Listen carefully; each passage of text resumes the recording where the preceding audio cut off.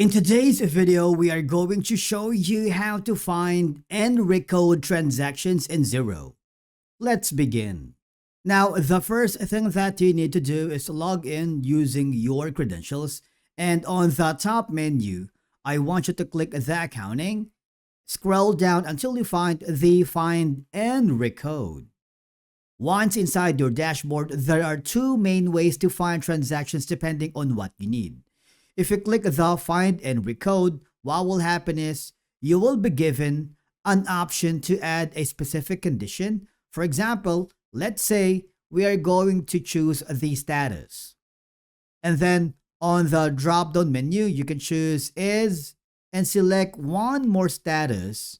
For example, it could be a draft, awaiting approval, awaiting payment, or paid.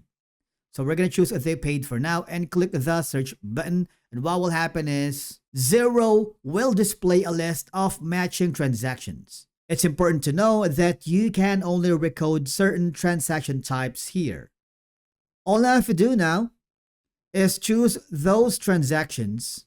You have the drop-down menu. You can choose to recode source transactions or recode with a manual journal.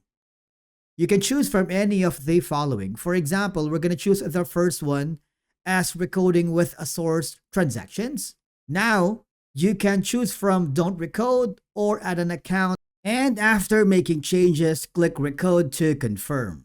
And that's it. Your transactions are now updated. And basically, that's it for today's video on how you find and recode transactions in Xero. Thank you so much for watching. We will see you again in the next one.